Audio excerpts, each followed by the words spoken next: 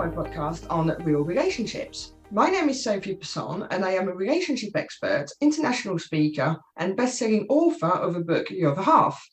I decided to start this podcast because, in my opinion, relationships are currently not being portrayed as what they really are. Whether you're watching the news or social media, TV, the perception given to people is wrong. And my aim is to talk about what happens in the real world, talk about real stories, and listen to what real people think, do, or go through, as opposed to creating expectations of something that doesn't actually exist. I may not agree with everything they said by my guests, but it is their chance to express their opinions and their stories. And here today we have Michelle Wright, and we're going to talk about self-sabotage. Hi, Michelle. Hello. How are you? I'm very well, thank you. Pleased to be here. Hi, thank you for coming on the show. So, can you tell us a little bit about yourself, please? Yeah, I am an empowerment and mindset coach and an NLP practitioner. So really kind of my expertise is around compelling vision. So really having something compelling to move towards, finding your true self-love and conquering your fears by rewiring the brain. So really kind of changing those neural pathways. So self-sabotage, as a lot of people we know, I'm very much into language because it's very important to understand what we're talking about.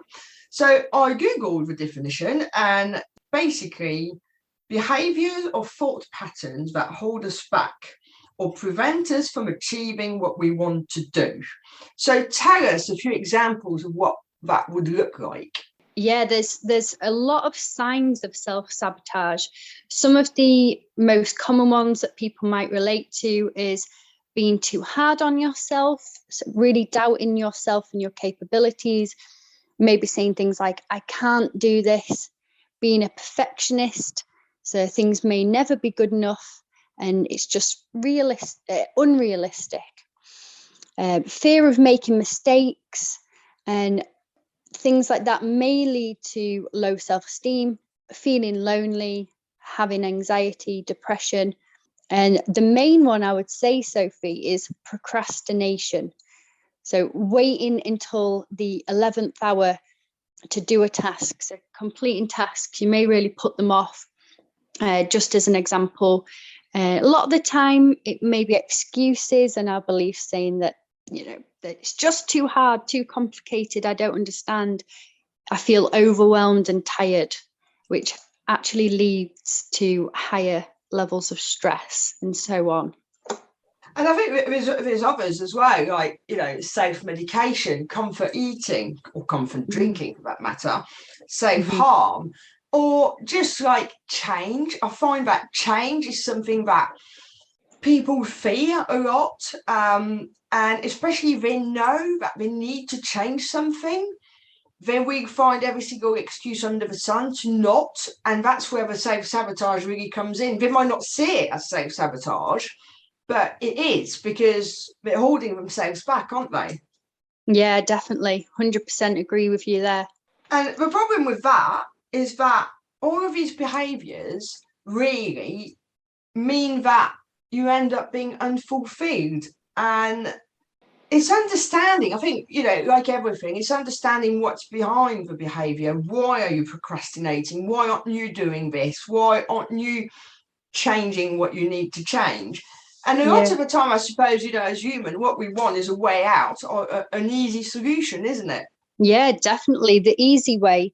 And I think that's the thing there, Sophie, is people may not be willing or realizing that to make these changes and adaptations, we need to have time and effort put in daily. That's the key here.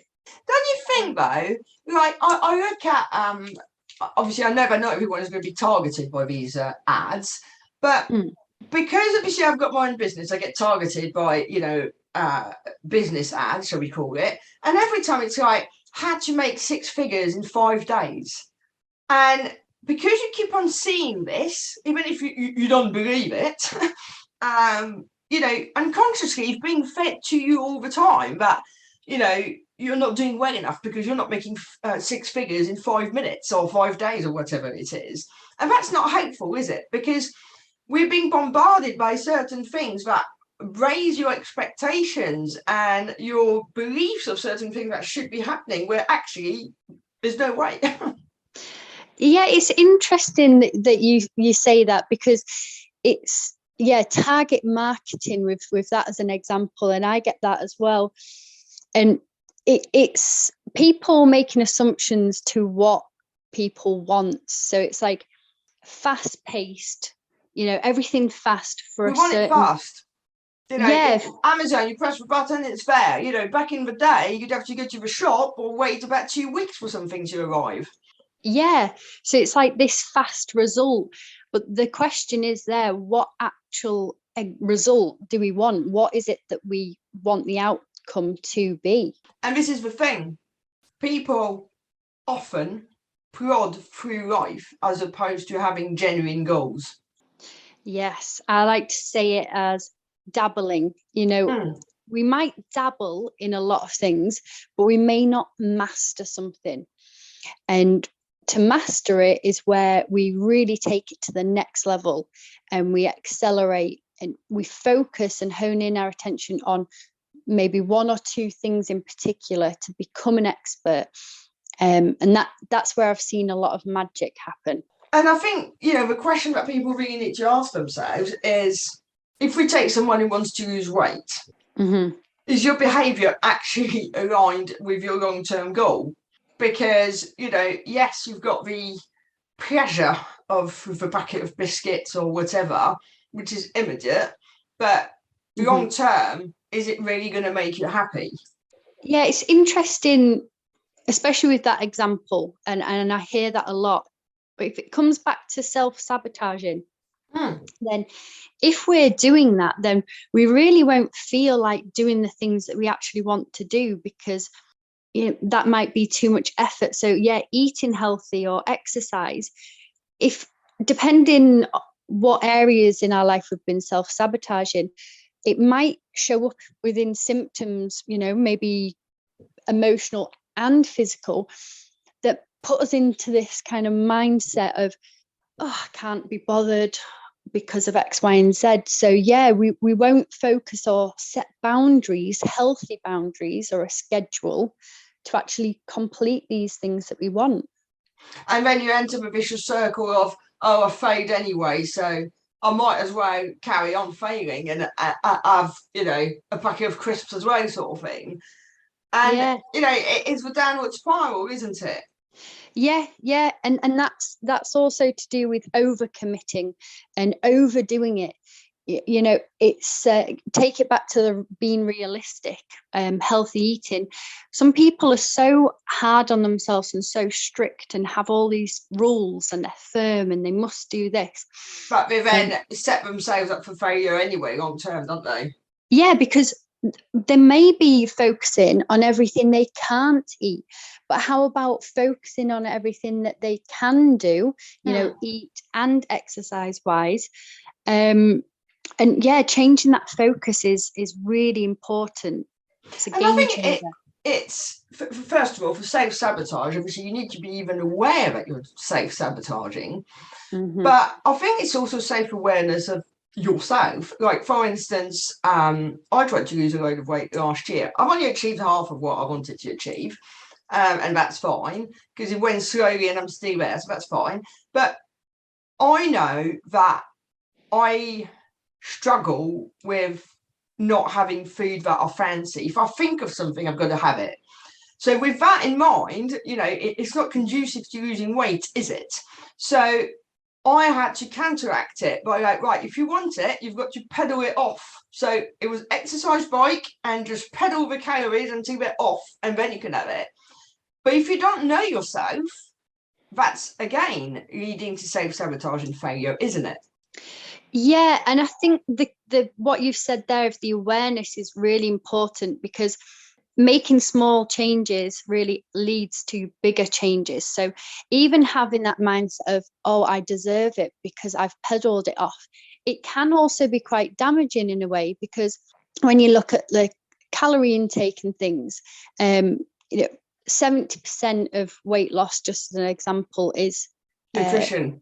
yes, and 30% is exercise. So it's interesting, but what I tend to say is thinking of sweet cravings, carbs and sugar.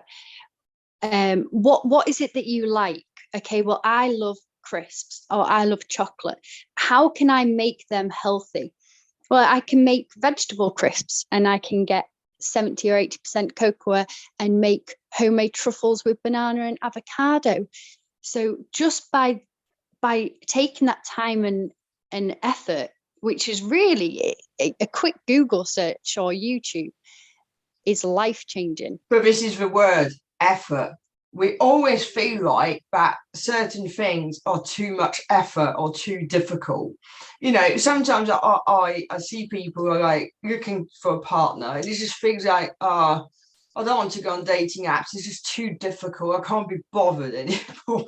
And they kind of self-sabotage because they go in half-hearted and they set themselves up for failure by saying it's difficult and by expecting it to be difficult. So it becomes difficult.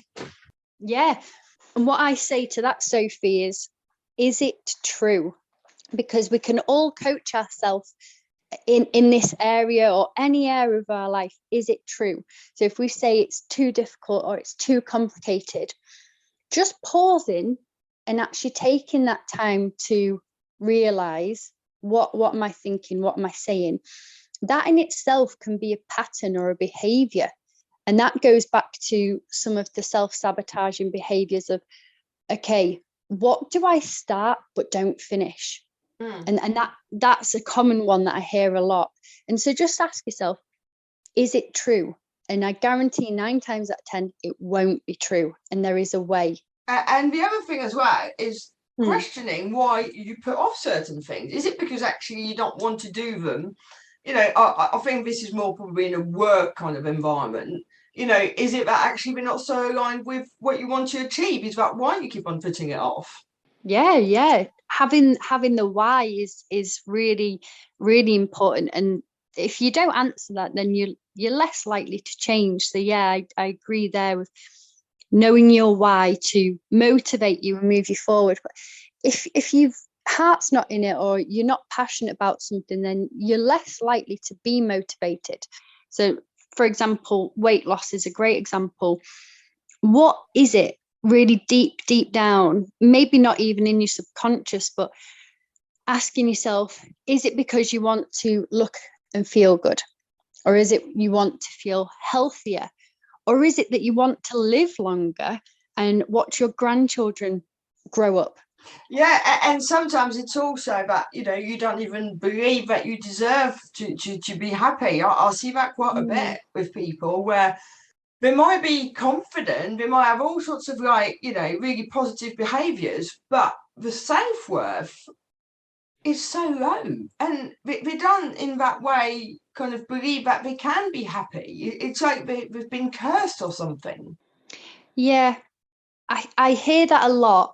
And with that, it really is about going a little bit deeper and probably back in time to a past event and not staying there, but really unrooting it to move you forward. So yeah, there's something that's holding you back there. And it can be a simple conversation, like flicking a light switch sometimes to just change that belief.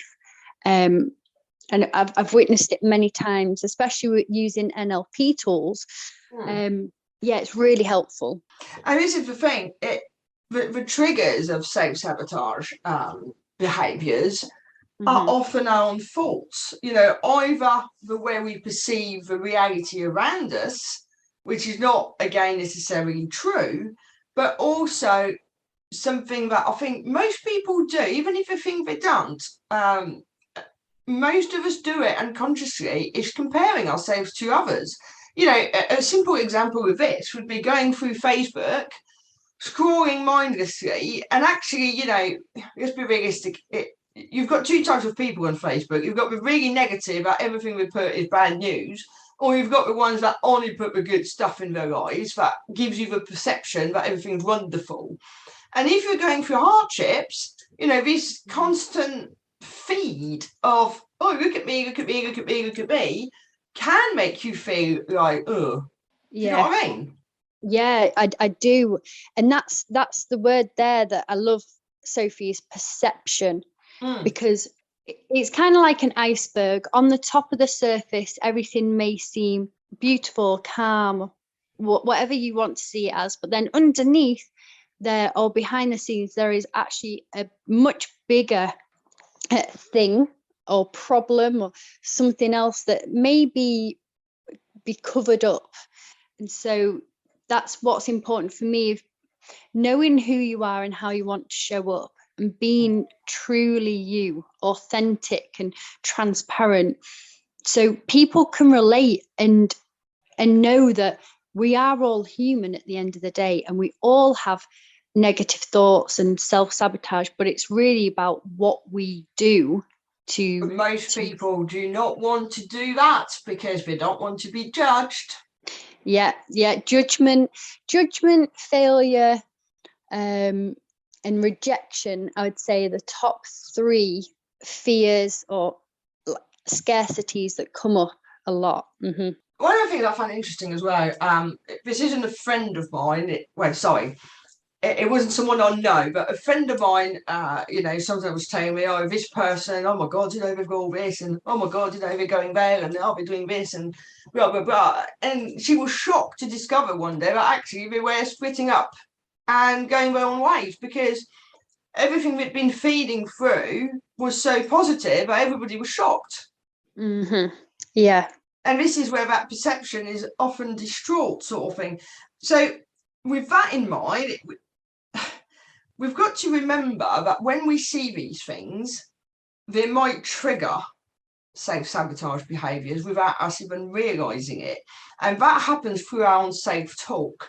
And it's through being, repeating certain sentences to ourselves consistently, like, oh, they've got all this and I haven't, it's not fair.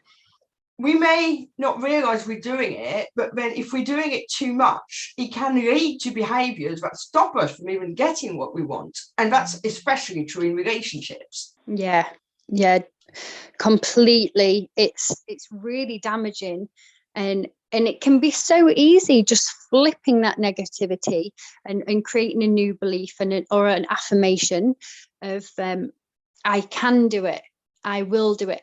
And I know you really hone in on language as well, and so do I. So empowering language, I always like to say things like I can, I will, I choose to, or I get to.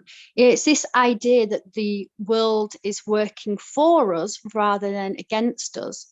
And if we realize that and we practice that daily, our lives do change, and we receive an abundance of way more than we could ever imagine. And one other thing as well is reframing certain behaviours, Mm-hmm. But again, that goes back to safe understanding, isn't it? And in order to get to safe understanding, you need to be aware that you're even displaying the behaviour in the first place. Yeah, framing in particular is really helpful. And for people thinking, right, what is framing? I mean, it can mean a few things, but if we're wanting a certain outcome, then if we frame it to a certain way, then the advantage is already ours. And being in a state of gratitude really helps with that. But a simple example could be, instead of apologizing for being late, you could flip the coin and say, thank you for your patience, or thank you for waiting, and framing it differently. Someone I know was late to an airport, and the gate was closing, and they needed to board this plane for business, and they framed it in a way of thank you so much for your support and your help. You've gone above and beyond. This is amazing. Thank you so much.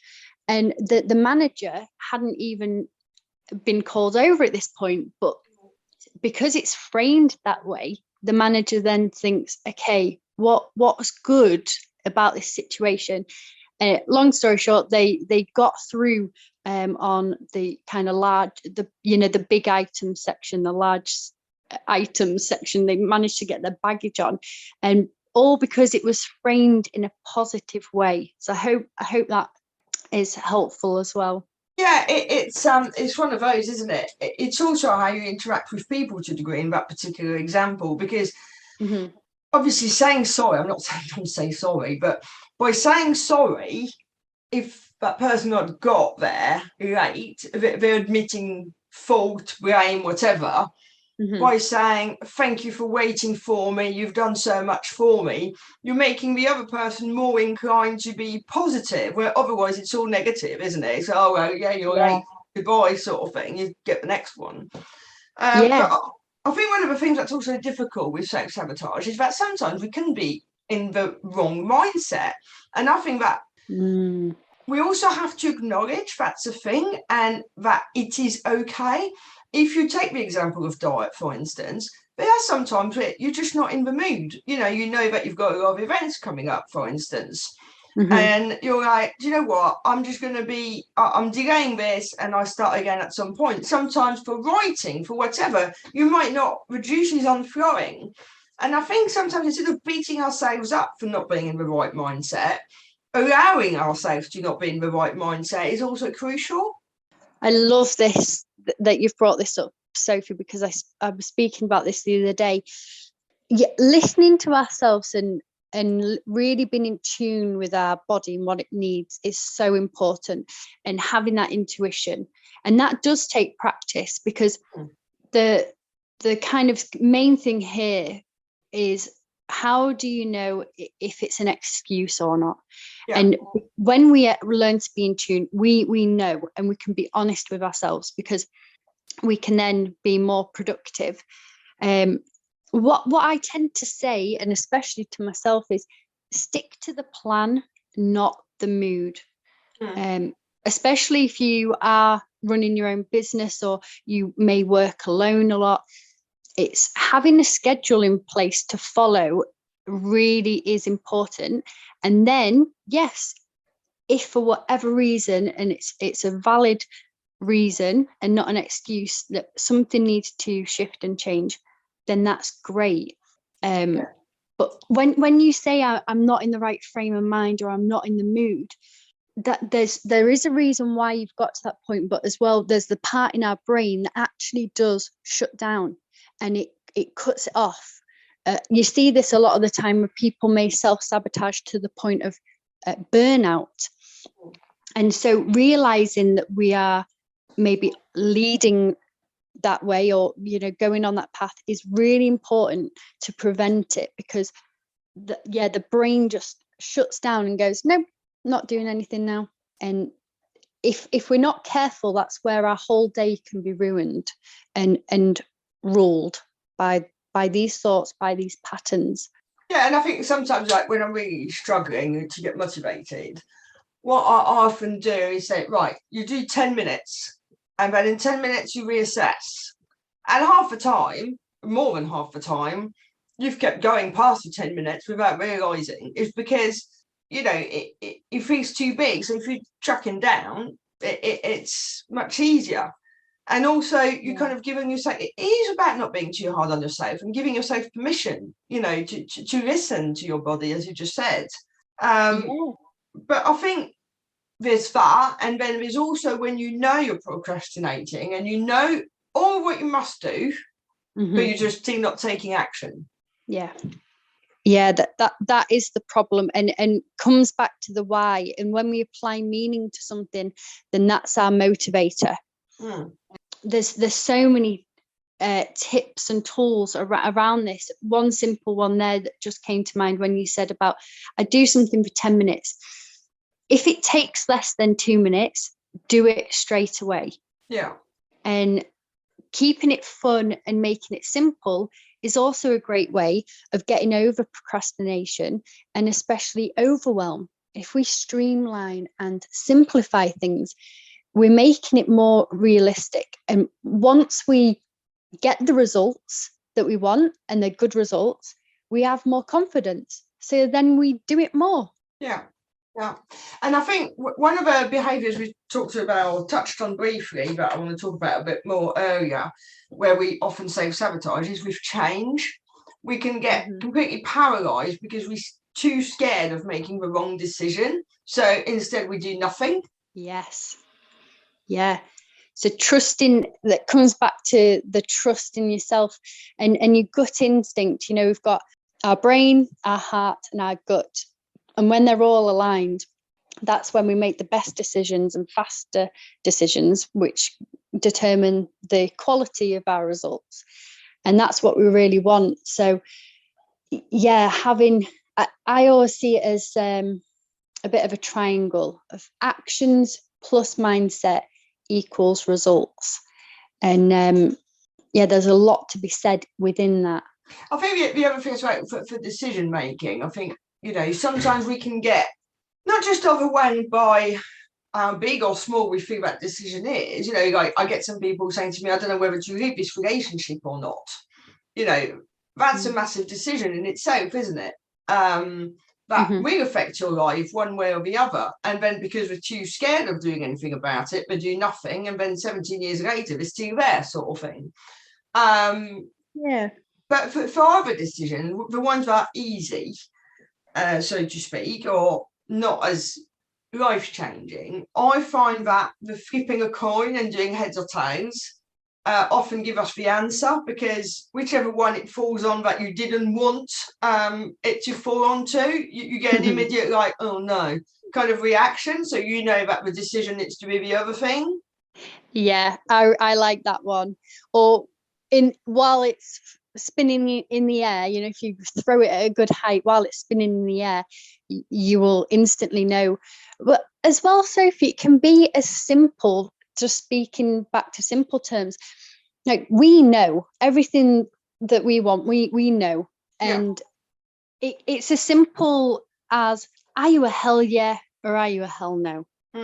And when I've asked people that, it's like, I sometimes play the true or false game. You say if we're on video call, I'll say, right, instantly to say true or false. And I might hold a pen up and say, is this a pen?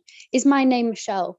Etc. And then I'll throw in the question and boom, they just instantly, because it's thrown upon them. Yeah. It's something that, you know, so many of us, by just being self-aware, could sort out a lot quicker.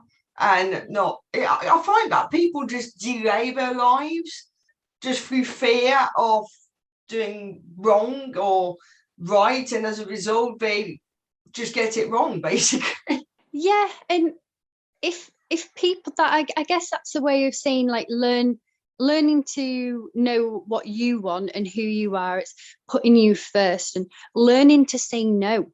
And that might not be what somebody wants to hear, but if it's putting you first, it's just like if we're on a plane, we are told to put your own oxygen mask on first. Exactly. And that's a physical thing as well. So the question that arises is, well, why are we so easily deterred or kind of put on pause on our own emotions? And then it comes back to this self-sabotage. That's because we give them meaning. You know, there's certain things that don't matter, we don't procrastinate about because they mean nothing. It's the minute you put meaning on it, isn't it? Yeah, meaning, and something that you touched on before of beliefs. Like, what are we believing, especially about ourselves? And once we know what we are believing in that moment, then we can change it. Well, Michelle, thank you so much. We're getting towards the end of our time together already, but before we wrap this up, could you share with us one final pearl of wisdom about self-sabotage, please? Yes, and I would say, do the things that you are resisting first. There's things in your life, and maybe even things that you need to do to move forward daily, that you may be resisting for whatever reason. It's too hard, it's too complicated, it'll take me ages. It's usually having a negative attachment to it. And I would honestly just say, do the things that you are resisting first. Well, mate, Michelle, thank you so much. That is it for today. And for everybody else, if you enjoyed the show, then please subscribe, leave us a review, or more importantly, come back for the next episode. Thank you.